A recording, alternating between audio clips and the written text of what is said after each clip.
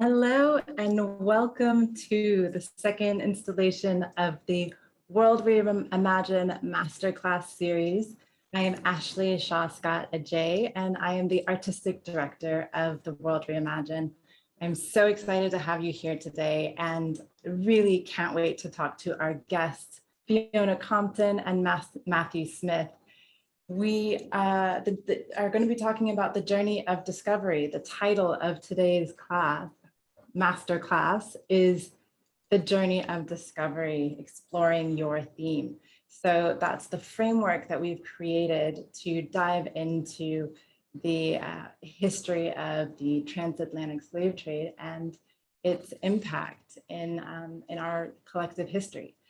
So I'm looking forward to really having a wonderful conversation, to having a personal conversation.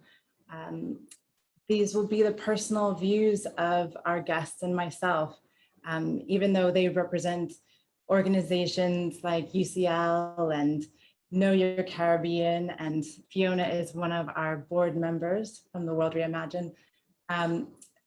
These will all be their personal views and their personal stories. So I'm excited to hear what they have to say and to get them to tell us more about how to engage with the history, and particularly within the framework of the themes. So just a few housekeeping things. Please, if you have questions, this is a great forum to ask. Please put them in the Q&A tab at the bottom of your screen. And then also, if you would like live transcription, then please also look to the bottom of your screen for that. So let's start this off with a personal story of mine.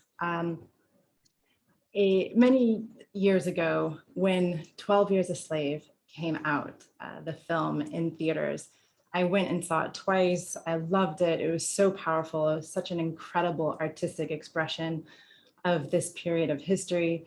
And my mother also went to see it. And she, within the first 5 or 10 minutes, she walked out. And I remember giving her such a hard time. I thought, Mom, how could you do this? You know, this is such an incredible film, and the artistry of it, and this is our history. And what about the person who was with you and they had to leave? And but on reflection, when I look back at that, that was a really important decision and moment that that she came to. And she told me I couldn't handle it. I couldn't watch anymore. And she protected her mental health. And that's an important point that I want to make today, that this is a painful topic, regardless of what your background is, whether you're like me. Last masterclass I talked about, I am the descendant of slaves. So whether you have my background or you're the descendant of a slave owner,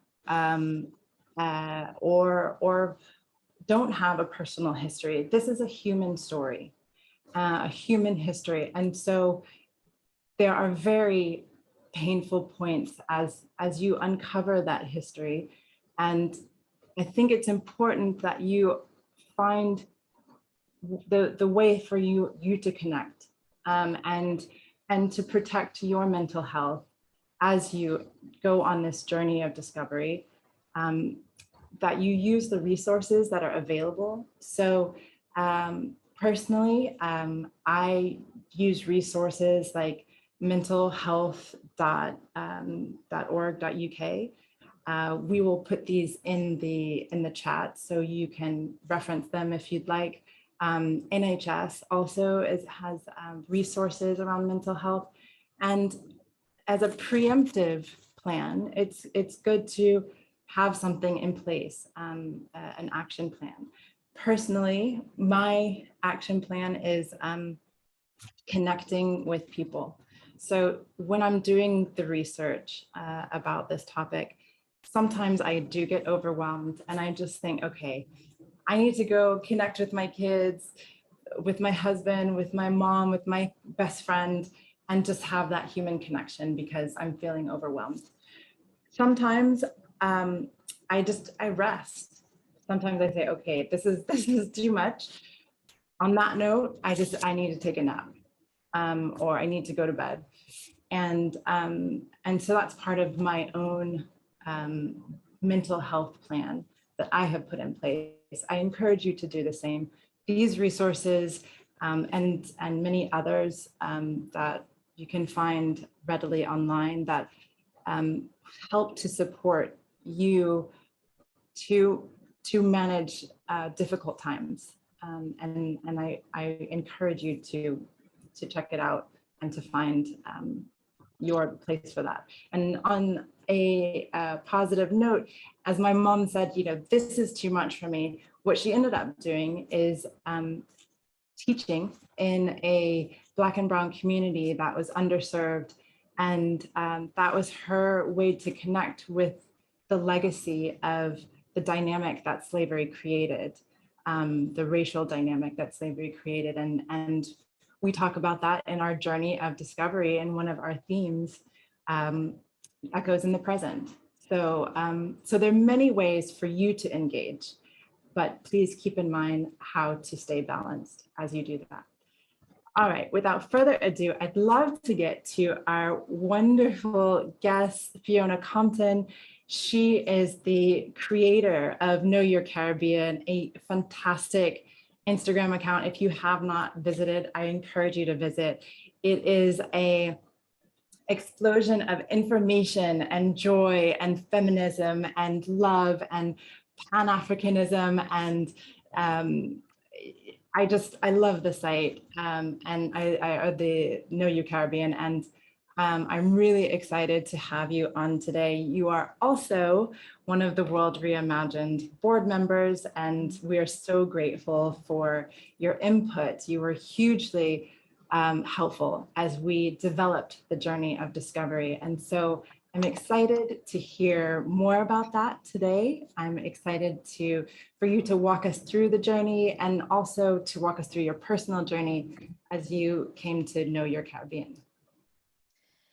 Ashley, I need to take notes of that description you gave of me, because I'm like, wow. It was very humbling. Thank you very much. And thank you guys so much for coming to this webinar today. Please excuse my voice. I've lost my voice. I'm not sick. I don't know what's happened, but I'm gonna do my best. So if we could start with the slides, I'd like to welcome you guys to this. And it's very difficult for me to say that I'm a historian being in the presence of greatness, that is Matthew Smith, because I'm not a professionally trained historian. My journey, which I'll explain in a moment, is it was a journey through art. And this is why this project has been very, something that is very important to me. And it really, it hits home to me. And I think it's a really important way in terms of telling stories and how we can connect people through art. So with Know Your Caribbean, I started Know Your Caribbean in 2017 because I felt a bit of an exhaustion of how the Caribbean was underrepresented in terms of looking at Black history. And also in terms of how there was only one narrative. It was very Jamaican centric. Nobody spoke about St. Vincent or Curacao or St. Eustatius and all these kind of places that, there's so many amazing stories. And that was one of my frustrations. So, and one of the things that I did is that, growing up in the Caribbean, yes, I did a bit of Caribbean history and so on. I thought it was very unengaging, and I dropped it in Form 3. So say when I was about 14, 15. And I never looked back at it. It never interested me. And then I came across the Haitian Revolution when I was much older, well into my 20s. And that ignited the spark. And one of the things that I highlight quite a lot in the Caribbean is resistance and rebellion, because I think the concept of discussing slavery, of course, as you Ashley was saying, is a very difficult topic. But if you dig a little bit harder, you can find so much magic alongside the difficult stories. And that's one of the main reasons why the Caribbean is for me and my people to reconnect to ourselves, because there's so much that we don't know. So can we go to the next slide, please? Can I just give a quick disclaimer? This is a gorgeous presentation. I'm really excited for everybody to see it. I will say there are one or two slides that that people may be sensitive to, and so so just, you know, as I said, with your mental health, manage it as you please. But it's a beautiful presentation. Okay, go on, Fiona. Thanks. Thank you, Ashley. Thank you for that forewarning. I meant to say that as well. So a bit about myself. I love Carnival. I love everything about Caribbean culture. You'll find me in Carnival every year. This is me in what we call Jouvert or Tiffanys. And this is something I will touch on Carnival as well, and why like cultural moments like that are really, really important in also in telling our stories. So even when we're talking about the transatlantic slave trade, we can talk about Carnival as well. There's so many ways for us to tell stories.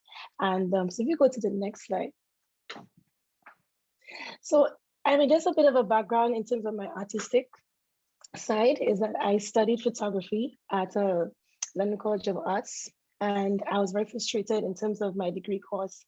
We were so heavily underrepresented, and one of the things I decided to do was to take very well-known pieces of art and to make Caribbean versions of it. So like this breakfast at Tiffanys. Have the next slide, please. Or Gustav Klimt's The Kiss. And as I said, I just wanted to see, thank you. I just wanted to see us in loving circumstances, as it says here.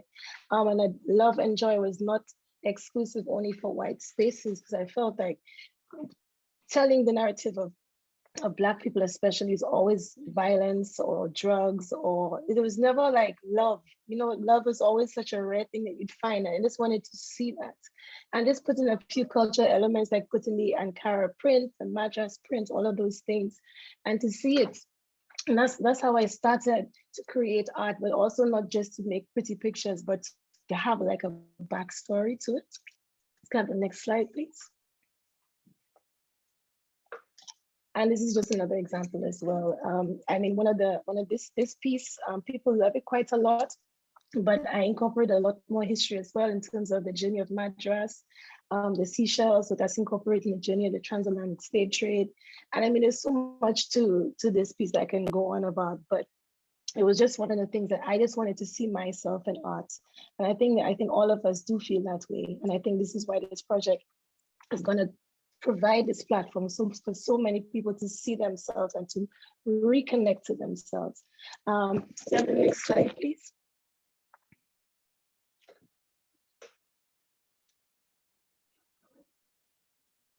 So how did I get into history? It started with my mother and my mother's collection. And how it happened was, as many of our parents do not know how to use technology. And then she just wanted me to go on eBay and bid on old postcards. So could I have the next slide, please?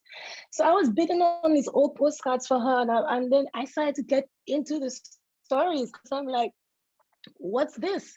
And I mean, even growing up in my house, my mom had a lot of old paintings and drawings. And like sometimes they'd go on archaeological digs and find old stuff. And there was always a thing about being inquisitive and curious and starting to look a little bit closer. So yes, I did drop history in school. I still found other ways to connect to history if that was more engaging, right? Because we all learn in different ways. So can we have the next slide, please? So this is some of the examples of things I'd found in my mother's collection. And I mean, seeing women like this, like dressed so regal and so elegant, or also seeing the windmills, which are a lot of them are derelicts now in the Caribbean, mainly in Barbados, some of them still exist, but just to see them in action, also see like the workers and how they dressed 100 years ago, 120 years ago. I was like, wow, that's what we look like. Or to see women dressed in all white, but they didn't have any shoes on. You know, all of these kind of things is really what piqued my interest in looking at our stories. To say I'm not a dates person, you know, I'm not a 1764 when this happened. I'm like, oh, what did this person do? What did they wear? Like, what did they say? Like, you know, that's the kind of thing. Wow, look at this woman. She's so elegantly dressed, but she has on no shoes. I want to know more. That's the kind of things that really piqued my interest. So can we have the next slide, please? So I decided to look at that and things like with the postcards and the images, and start to read, what did it say? Like if you look at this one, the sugarcane cutters, I think this is one is from Jamaica. How would you like to look at this work? 90 degrees in the shade. And this postcard is about 100, just over 100 years old. I mean, that in itself, and you look at what they're wearing, how one is bent over, look at their, their attitudes in their face, there's the woman in the middle, the two cutlasses, all of these kind of things I'd never seen before. I never saw myself or my ancestors in that way. And these are the kind of things I started to look at. Can I have the next slide, please? So yeah, it was just more having closer details like this. The postcard on the top is called Uncle Tom's Cabin. Obviously, that's a very famous book, but it is a postcard from Jamaica. I'm sorry, from Grenada. And when I started to look at the date of the postcard, it was like 1897. And so looking at his age, I was like, okay, he looks quite old. So therefore, was he an enslaved person? So am I looking at a photograph of an enslaved person from the Caribbean? I thought I'd never see something like that. So, it's just like when we come across these kind of things, it's just kind of having a little bit of extra curiosity and putting up a magnifying glass and having a closer look. Could we have the next slide, please? So it was just me adjusting my inquisitive lens. So obviously you'd see this postcard here that my mom has, and it's called like Native Hut, St. Lucia, right?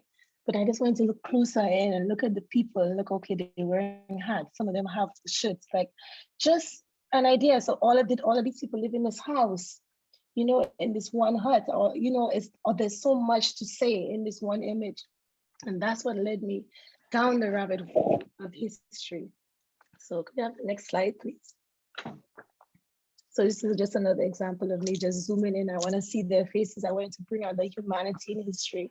I think the things that one of the reasons why I disengaged from history as a teenager, well, teenagers already, we were distracted by everything, but I was disengaged from history because they didn't teach it the human side of it. It was more dates and events and so on, but not the human side. And I wanted to really zoom in on the humanity in history. Could we have the next slide, please? So yeah, these are just my examples of things that were in my mom's house, like even seeing musicians and so on. Like I never saw that. Just like, okay, these are what musicians were like in Trinidad, like 115 years ago. It's beautiful. I wish I could hear that music. So I'm really, really, that's how things started to go with me. Can I have the next slide, please? So one of the things that changed my concept of storytelling was looking at a story of Prince Class. And Prince Class is a story from Antigua where there was a rebellion that happened in 1734. And the first image I saw of it was the image that you see on your right, where it is his execution. And most of the times when we talk about slavery, we see a lot of images like this. And what had happened is, when I started to do a bit more digging, as in going past Wikipedia and all these kind of things, I started to find more information, because obviously the people who wrote these stories were mainly white men. Could we have the next slide, please? So what changed my way of storytelling was that when I started to dig deeper and even put on my microscope, my magnifying glass over things, is this story that I found in the Pennsylvania Gazette, right? And it talks about that Prince Class, or Akwamu, who was a Ghanaian man, he did this war dance. So before, yes, he was executed. Yes, he tried to do a rebellion, and yes, it quote unquote failed. But he did an amazing war dance in front of these people, in front of this the Great House, in front of Europeans and other enslaved people, and he declared war against slavery. And he's talking about the drum, and he had a shield, and he had a lance, and I'm like, this is amazing. Yeah, this is amazing. I started to build the story of what it looked like in my head. And I thought it was so beautiful. And that really started to make me think that I need to start looking closer in, so I can find these little gems. And you find these gems in very obscure places. Can I have the next slide, please? And I mean, one of the things I have to, when you guys are doing your research, you're going to find a lot of disparaging language that is going to be very triggering, like Ashley, like what you were saying about taking time to rest, because I have to do that too. So for example, I found this old video that was speaking about voodoo in Haiti, and it's talking about eating children 3 or 4 years of age. There's a lot of things that you have to navigate around as well. But sometimes when I see, they say, for example, in the middle, the fanatical dancers put themselves into a religious frenzy. I see beauty in that, not in the wording, but I'm navigating around the colonized language and seeing this. There must have been a beautiful ceremony that happened. Look at what they're wearing. They're wearing all white. They're dancing. I see beauty in that. So even in the very disparaging language, and you find a lot of it when you're going into these records, you can kind of dig a bit deeper and use your imagination to actually see that it's not a fanatical dances, or people eating kids, but it was a beautiful celebration of African spirituality. Could I have the next slide, please? So even things like that, for how they described, the people who resisted with enslavement, he's calling that they're too lazy to work, or that they were uncultured and uncivilized. And it's about looking beyond that kind of narrative. And the next slide, please. This is one of my favorite little things this was written in 1939, when it says, now is standing all that what the European landowners and upper classes have done for the Blacks by methods of education and gradual civilization. There yet remains much to be desired to alienate them from the natural savage instincts which they inherit from their forefathers. I love this paragraph, and I'll explain. Because you're talking about all the things the Europeans did to quote unquote civilize, right? But still the frustration to separate Black people from their African culture, spirituality, cultural practices, and so on. I think this is beautiful. And this was written in 1939. I love it. That's recent history. That's the time of my grandparents and my father.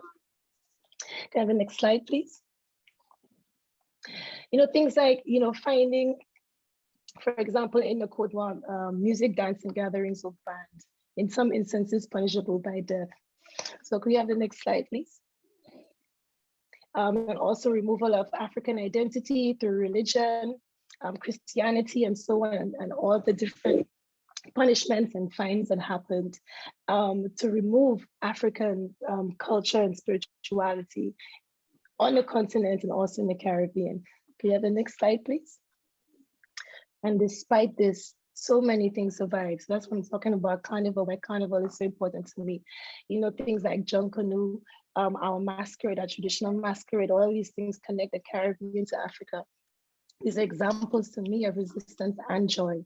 So even amongst all the trauma, we're talking about us eating babies and all these kind of things like that, the fact is that there's so much beauty as well within these stories. Can I have the next slide, please? So once again, carnival is the greatest act of resistance, in my opinion. Could we have the next slide, please?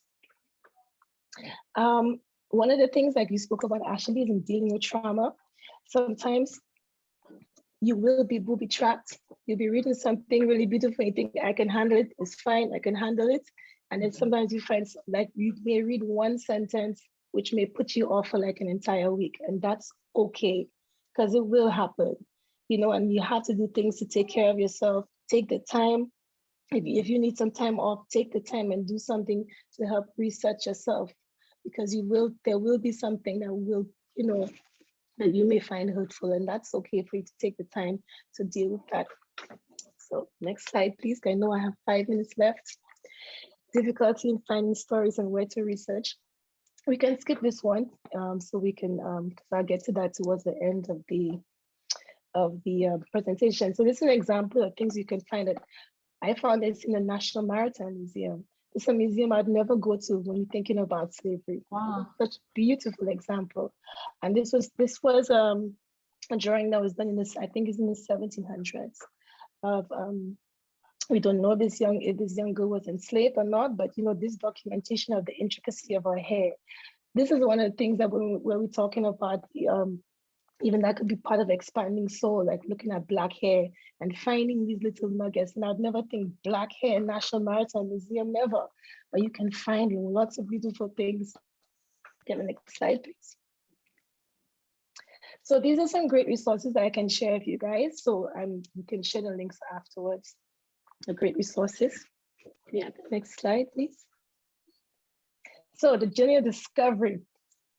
The journey of discovery, it took quite a long time because there's so much to encompass in centuries of history. And one of the frustrations that we always had is that Black history or African history always seemed to start with slavery. It always started with the inclusion of European interaction. And of course, Africa is so much more than that. And that's why this part of the journey of discovery exists, is for us to show Africa before colonization, Africa before slavery, that Africa was an amazing continent and still is a continent that existed and thrived and had empires and religion and education and all of those kind of things. That is what Mother Africa is. That is the intention behind Mother Africa. So I think this is will be one of the most beautiful sections of the project. We have the next slide, please. So the next slide would be reality of being enslaved. It's looking at all the details of life for an enslaved person, from the capture, from the journey, the voyage across life on the plantations. There's loads of different ways to tell these stories. Like, for example, what did they eat? Like how many pounds of flour or saltfish were they given, or was planting, like, because sometimes planting would have been an incentive, or all these kind of things. I think, yes, we can find there's lots of information about the brutalities as well, but I think also it'd be great to find the humanity in these stories in terms of looking at personal histories as well. But there's loads of different ways that we can find to tell these stories. Like I said, from their diets, what did they wear? Sometimes you can find songs that they sung. Matthew Smith worked on an amazing project, which is called musical passages, where they found music that was documented by enslaved people in the 1600s, and they brought it to life. All of these things can be part of the reality of the enslaved as well. Give the next slide, please.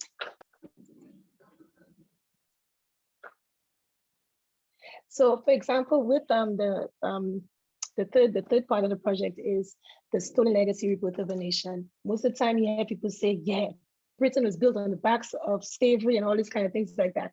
How exactly did that happen? And this is what stolen legacy is about.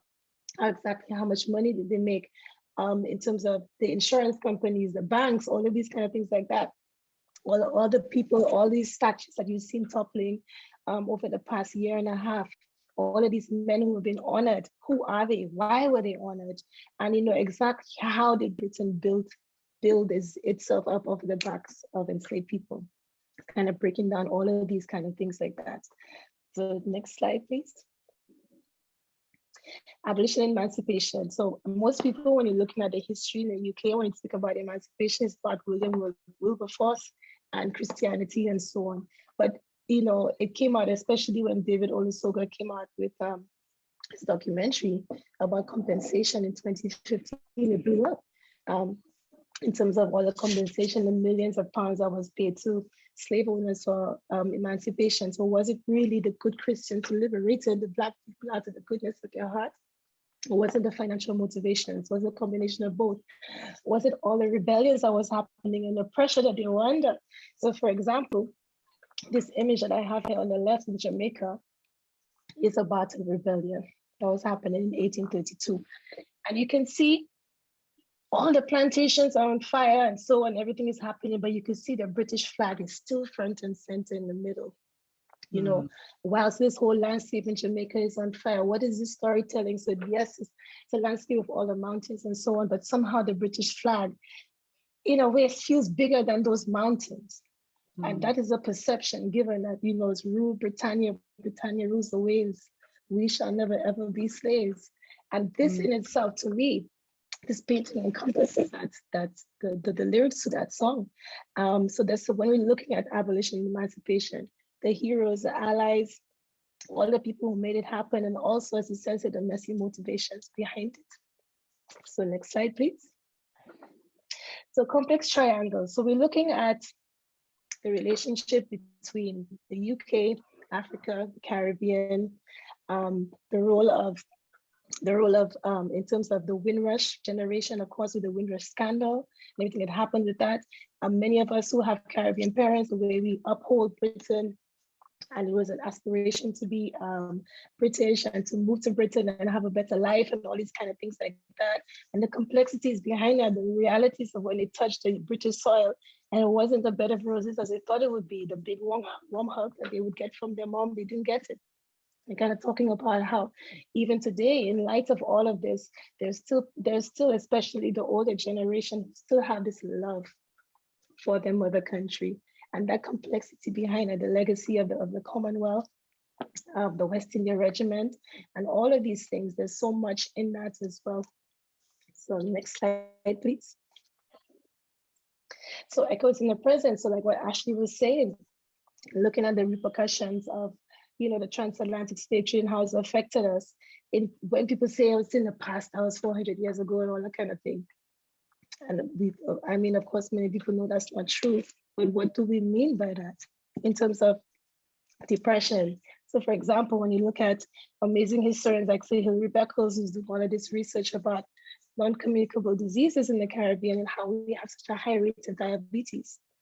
And that studies were showing that our DNA in the Caribbean has shifted because of our high consumption of salt and sugar. So this means our bodies respond differently to medicines for hypertension and diabetes as opposed to Black people on African soil, because our diets have been so rich in salt and sugar, and that comes from the legacy of slavery. So this is echoes in the present. Looking at, for example, Guyana has the highest rates of suicide in the world.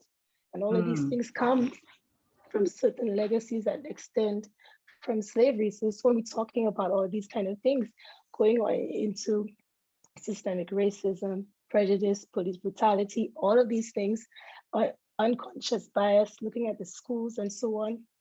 Now, how in which the schools are, how in which, for example, young Black boys perform the lowest, just above Irish gypsies. Irish gypsies who do not come to school, they have a low attendance rate. And why is it the Black boys perform the lowest? It's not because they're not smart. It's because of biases that happen in schools. Looking at how Afro hair is treated in schools, how the discrimination for Black hair, all of these things are echoes in the present. Got the next slide, please. Still We Rise is one of my favorites. As you could tell from my backstory, I love looking at the resistance, the rebellion, all the people who did amazing things. I think there's very little I have to say on this one. I think this one's quite obvious. We're just trying to find all the inspiring people who did amazing things from day. I don't think I need to talk too much on this one. So next slide, please. Expanding soul. So expanding soul, like for example, I was saying about the image of the young woman from hundreds of years ago and her hair. That's a style you could see today. Carnival comes under expanding soul. When we're looking at, as it says here, texture to textiles, griot to grime, how in which, for example, when we look at kalinda, so kalinda is a form of music, kind of call and response, and how that developed into certain types of calypso music, and how things progress into soca music and how reggae music and dancehall and all of these kind of things all resonate and all come from the plantations in the Caribbean and extend back to Africa in terms of how our music was developed. A little small nugget. For example, we all know and love steel pan music. Steel pan exists because the African drum was banned in Trinidad. And I mean, it was banned up until the 1930s. That's recent times. And it's because the African drum was banned by the British colonial government. Trinidadians created one of the most popular instruments in the world, recognizable instruments in the world, and that's steel pan. So all of these things come under expanding soul. Yeah, the next slide, please. Reimagine the Future is the final part of the journey of discovery. I love this blank because it's not for me to tell you what you're going to create. We just want our artists to, after going through the journey of discovery, learning all the intricacies, all the details about the transatlantic slave trade and how it has affected everyone, the repercussions, and that is very much British history, it's not Black history. Now that everyone has been educated and knows better, how do we do better? How do you see the world now? That I think the frustration is that people say, the society is very ignorant of the details. So now we presented the details. How do you see life after now that the education is there and clear and present? So this is why I let it blank. So people, I want you guys to delve into your imagination, same way I delve into the rabbit holes into history. And that's why I left this one blank. So this is how do you reimagine the future? And as you know all of this. Next slide, please. This is the final slide. Before I say thank you for having me all that. And I would just like to encourage you guys when you're doing your research to look beyond the words. So I normally have this video. So this is a Guadeloupean dancer. And she's dancing with a Congolese band to soukous music. And soukous music is some of the most joyous music in the world. But I have found different excerpts about descriptions of enslaved people across the Caribbean when they're dancing and playing music. And as you can see here in the descriptions, it says, without a doubt, there are no people on earth more naturally affected by the sound of music than these people. Or they'd say that how they twisted and writhed their bodies in indecent attitudes, or they were howling to hurt music and so on. I see beauty in that because I am looking beyond the words, because you're going to find these very difficult kind of descriptions. But to me, I see whining, I see dancing, I see singing, I see celebration, I see joy in these things. And that's what I really encourage you guys to also look to as well, because I know sometimes it will be difficult, but there is beauty even in the difficulty as well. So I know I'm pressed for time, so we do have time for questions afterwards. I'm sorry for my voice. And thank you so much for having me on the last slide. Thank you, Dennis. Thank you, Fiona. Honestly, I could sit here all day and just listen to you tell me stories that you have uncovered. So thank you for that. Thank you for walking us through the journey and just giving us little windows into those themes. And I also appreciate the frame of mind that you have offered, this idea of looking past the first look, uncovering the layers and starting to understand what could be a reality and what is an interpretation. So thank you so much for that. I feel excited. I can't wait to see what our open call artists create. So thank you, Ashley. Thank you. Now we will shift over to Matthew, who is the director of the Center for the Study of Legacies of British Slavery at UCL. And Matthew is a historian, an academic. He has put out countless books and has really been a thought leader in this space. So we are thrilled to have you on today. We are thrilled to have you as a juror for the World Reimagine. And I'd love to just start out learning more about the center and what it is you do there.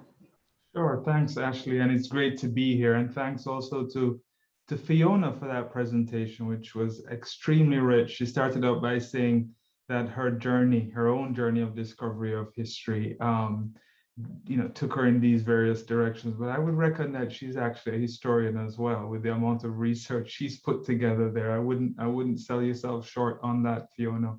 Really, really impressive stuff. And I hope. Can you say like Beyonce, Matthew? Thank you very much. And I hope in our conversation we can draw on some of the stuff that you've presented. Our center, to summarize, Ashley, is based on a project that started at UCL, University College London, back in 2009, by my predecessors, Director Nick Draper, by Professor Catherine Hall, and also Keith McClelland. And they were inspired by a fundamental research question, which is, why is it that there is not enough recognition of the way in which slavery shaped modern Britain? And how can you go about investigating and demonstrating that? Because there has been a general narrative in the UK that with the abolition of slavery in the 1830s, which was brought about by the British, that was the story that should be remembered about slavery and the participation in the slave trade. But in reality, as we know, thanks to historical research, which has been growing quite incredibly over the past 30 years or so, the British were, of course, the biggest importers of on-free captive Africans to the New World, and also had very large plantations that were run by white slave owners who basically had enslaved people and their descendants working in on-free labor, oppressive labor on those plantations for a much longer period than the period since the abolition of slavery, which is something that, of course, is a frequent point that we bring up whenever we're hit by that comment that, well, this was abolished over, almost 100 years ago. Why bring it up now? Well, it existed much longer than the time since it's been abolished. Our center, therefore, began with this idea of reinscribing the history of slavery onto the history or into the history of Britain.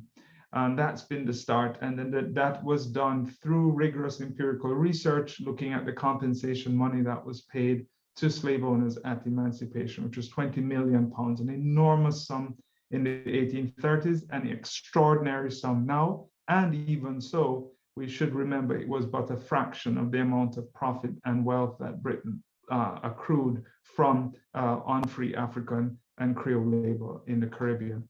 That's where it started. It led to a database which was launched around 2013, I believe, which is online. You can find the database on, if you Google Center for the Study of the Legacies of British Slavery. We've had over 2 million visitors to the database. It has the names of over 60,000 persons, mostly slave owners who earned, or people connected to the slavery business who earned money based on it. And we track how much money they were paid, where their plantations were, and also where a lot of that money ended up in Britain. We're shifting focus now, and which is really, really interesting, because Fiona mentioned some of these points at the latter part of our presentation, but started with a focus on the enslaved, which was absolutely correct, and Black lives. And now we're actually doing something in the reverse of that, where we're actually centering enslaved lives much more in our research in this new phase of work,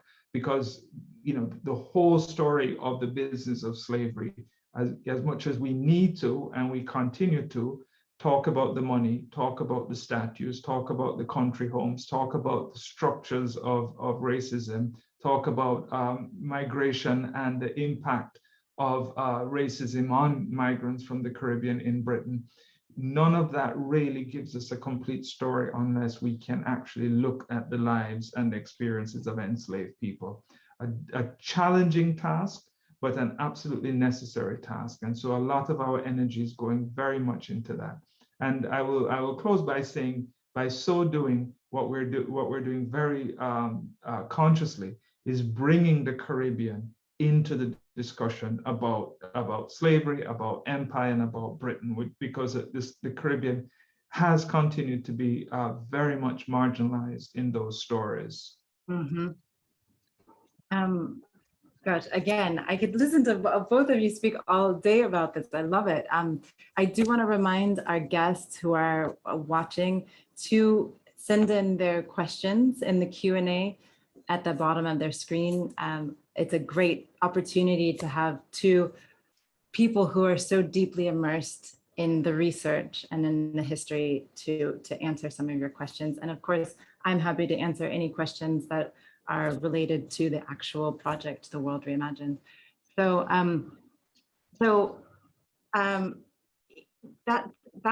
that's helpful to understand what the center is about. And I'm also fascinated by your research that you've done over the years. One of our journey of discovery themes is a complex triangle. And so we talk in that about the relationship between, for example, Jamaica and the UK, which is something that you in particular, your research has dove into. Can you speak about that? I mean, some of these anecdotal stories really pique the interest of me and our staff members and our open call artists. So can you give us something to think about? Yeah. My interest in migration stories and migration histories really stems from my own experience living in the Caribbean. I'm from the Caribbean, from Jamaica, born, raised in Kingston, worked there until I recently moved to London. And so much of my reference of the world comes from that experience. I always have seen myself intellectually as and in fact personally as a Caribbean person as much as a Jamaican. So I tend to identify myself as Caribbean generally. I mean, one of my great inspirations when I was a student was reading the autobiography of Eric Williams, Inward Hunger, in which he said after he graduated from university, his great dream was to actually travel the Caribbean, because he couldn't really claim to talk and write about the Caribbean as a historian of the Caribbean unless he saw it. And that was something that I really wanted to do as well.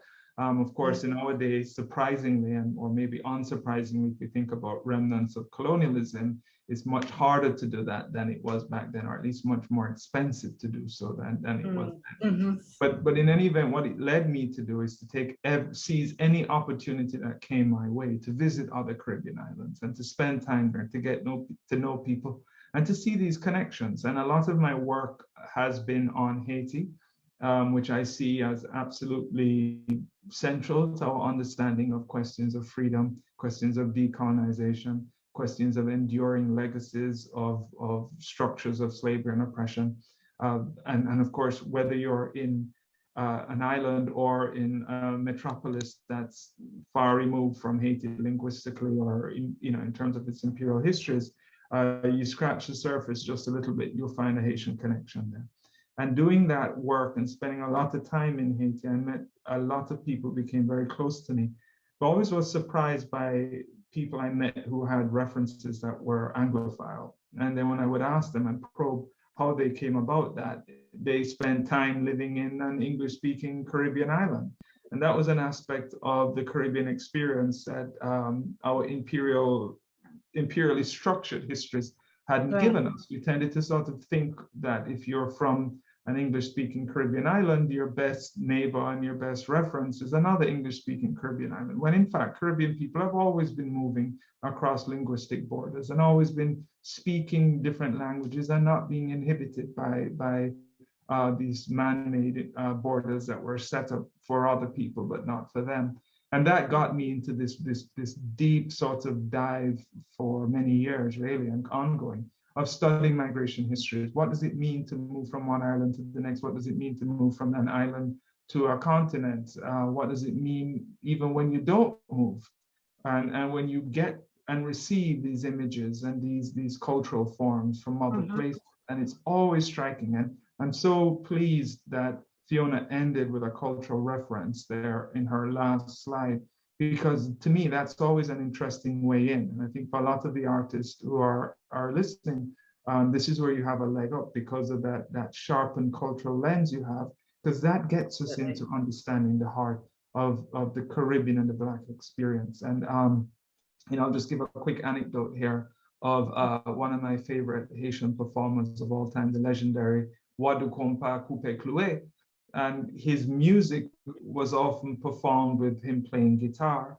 And his guitar had a really strong Congolese soukous sound to it. And one interviewer asked him, who are your favorite, soukous stars? I mean, clearly you're influenced by them. And he said, I've never even heard of what that music is. And so somehow things had come back to the Caribbean and been filtered and received in certain ways. And out of it comes something new, which then is being then broadcast somewhere else and carried by the traveling, migrating Caribbean populations. And the UK is a great example of that, because of that strong connection it has had to Anglophone Caribbean communities that have moved here continually, even before Windrush for sure, and settled here and concentrated here and infused their culture into modern British culture, and also taken what's been created from that back to the Caribbean. So in my interest, quite succinctly, is about human stories and human experiences and what happens when people, stories, culture travels. Mm-hmm. Gorgeous. I love it. I am going to, again, encourage everybody to send in their questions. We do have a little bit of time before we come to a close, and I would love to answer any questions that you have. I have one here that I'll open up to you, Matthew, and Fiona. So the question is, hi, do you know if the practice of press ganging men into ships was taking place at the same time as slavery? Well, Matthew. yeah, I could answer that very briefly.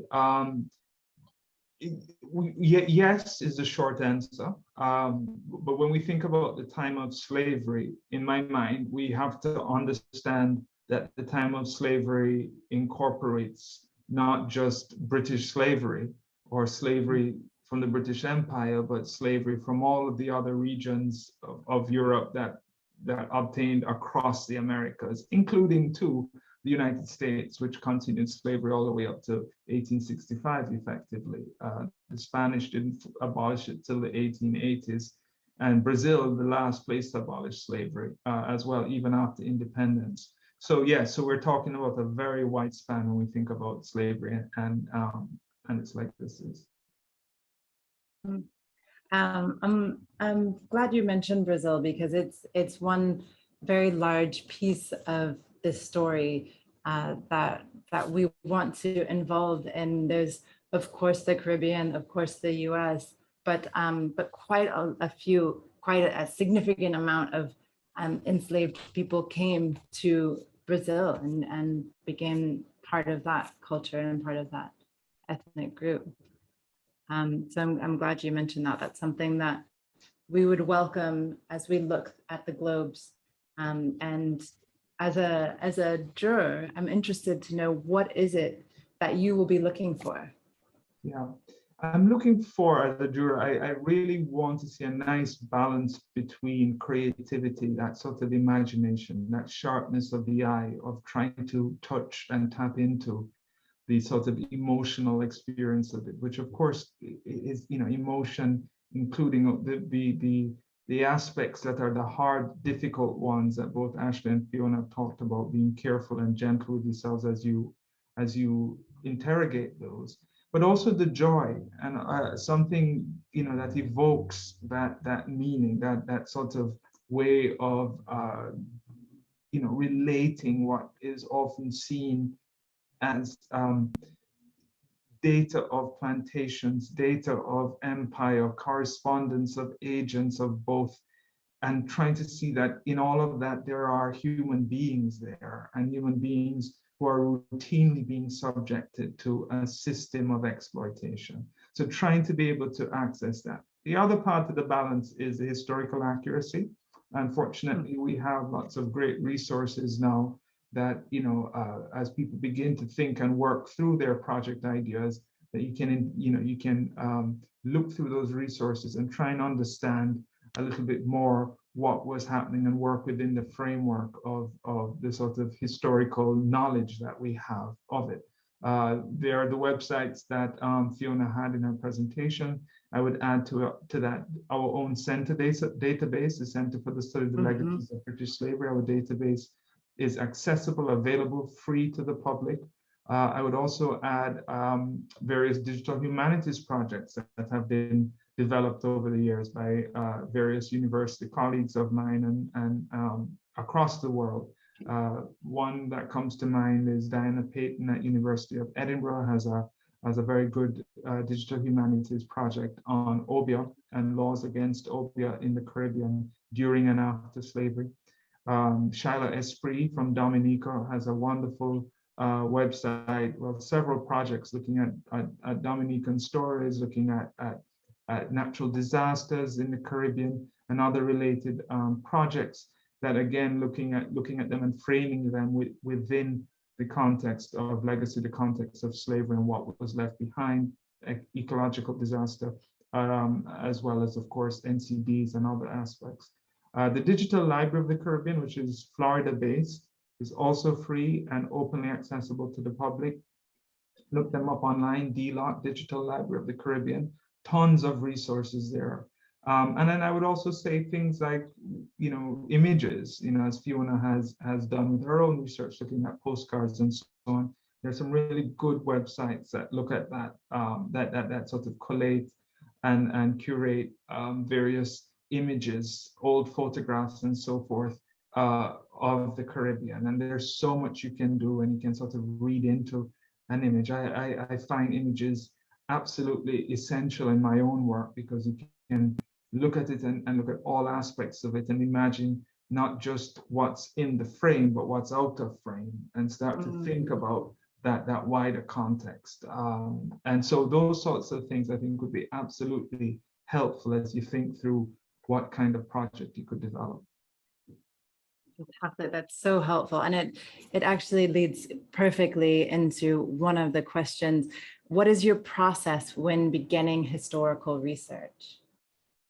Yeah, my own, if I would be to share something very personal, is I always start with music. And music is the base for me for everything. And I enter that space with music. And I know, of course, we might be talking about music. We might be talking about a historical period for which we don't have recorded music available, but that doesn't stop us, because the memories of that period are carried on through the contemporary music. And if you find that and you tap into that, then how is that being remembered? It's amazing. I mean, I'll tell you, some years ago, many years ago now, I was at a concert, a Bookman Experience in Haiti, and they were performing a song there, Juno Revolte, the Day of the Revolt, in which they were it's a song I knew from their album, in which they're going through all of these various moments in Haitian history. But they added a line in the live performance that was not on the album, in which they said, Nous songe Shada, which means we remember Shada. And Shada actually is an acronym for the Haitian American Society of Agriculture. There's Haitian American Society for the Development of Agriculture, which is a World War II enterprise that the Americans did that led to the displacement of hundreds of Haitian peasants. And here we are, 50 years later, and that's being recalled in a live performance to an audience that perhaps has no living memory of this. So those sorts of ways of listening to it, tapping into something, is a way of getting me to sort of it's a way of reminding myself that I'm dealing with a history and a legacy that is much larger than myself. And so I have a certain responsibility of how I handle that. And so that gives me that sort of shining light to go into the archives, that sustenance to sort of say, look, I'm going to be reading a lot of stuff. Some of it may not be relevant. Some of it might be relevant. Sometimes I don't know if I'll find something, but it's something is there, and there's a purpose to what I'm doing, because other people are carrying the story too. Can I ask you also, Fiona? I'd be really interested to know. We're starting to just go over, so we'll keep it short and sweet, as we have one other question. But I'd love to get your perspective on the research process. In terms of research, it is like a rabbit hole, and it's very comforting to hear when Matthew says sometimes you find something, or you don't find something, or you find something that's completely irrelevant. But sometimes even in the irrelevance, it may lead you to something else even more amazing. So sometimes in a day, I'll be like, I feel like looking at St. Kitts today, and you may just start with, if you don't have access or you're not going, because sometimes I know some of these websites, the museums and stuff, can be very overwhelming, right? So you could start with a Google search, to have a basic history, St. Kitts this and this, Thomas Warner came there and this, and then it will just say one line, oh, this thing happened. And you're like, what's that? And then you start going in and deeper in, and you fall down this rabbit hole. And sometimes you read something and then it will have a line and you have a reference on the bottom, and it was from this book. Google it. You might find the section of the chapter on Google Books, and it'll be the most like amazing, mind-blowing thing that will lead you to something else. And that's how it always happens with me. It's never, today I'm going to find this thing about what happened with Kofi in Berbice and stuff. And even within that, I'll find, if I'm looking for, say for example, I wanted to study about Kofi in Berbice, which is Guyana. What happened, it may lead me to another story about this priest who was this British priest who ended up dying in the resistance because he was, they called him a supporter. So it leads me to some other story. So it's a really beautiful journey when you start to dig into these things, and there's no right way to do it. And you'll be pulled in so many directions, especially if you're curious, like, oh, what's that? Who's that woman? What did she say? And then, oh, it leads you to this other thing that happened in Antigua. And then someone said something, and oh, they said that there's Ashanti. So this Ashanti is, what do Ashantis do? Do they do this now in modern day Ghana? And it's a beautiful, beautiful experience. So there's no right way, but you can just kind of start wide and just zoom in and zoom in and zoom in, and you'll find so much. Mm-hmm. Fantastic. Okay, well, thank you. I am going to end on a last question from Rebecca, and then we'll close out. So Rebecca says, thank you both for such interesting presentations. I'm interested in textiles and the clothing / textiles enslaved peoples would have used and worn, and where the textiles came from. Do you know of any resources that might help me find out? I can add a book very quickly, and Fiona may have something too. It's a book called The Language of Dress by Steve Buckridge, Buckridge. We'll put it in the chat. The Language of Dress, a very, very good book about textiles, fabrics, and dress styles of women, particularly Black, African Creole women, enslaved women in the Caribbean. Fantastic, thank you. Fiona, Yeah. would you have anything? Yeah, there's a beautiful institution, I can't remember the name, but I did do an exhibition with one of the lecturers from there, and she is absolutely incredible in talking about textiles. I'll send that in for the panelists to access, and she has like just an amazing resource about madras, about all the different kind of textiles and so on from Africa to the Caribbean and everything like that. She's amazing, so I can definitely send that on. Fantastic, thank you. There are so many resources out there to for just to mention for our open call artists and for anyone who's interested in this project, the World Reimagine. I encourage you to dive in, start with what we've provided if you'd like, and you will for sure fall into a rabbit hole.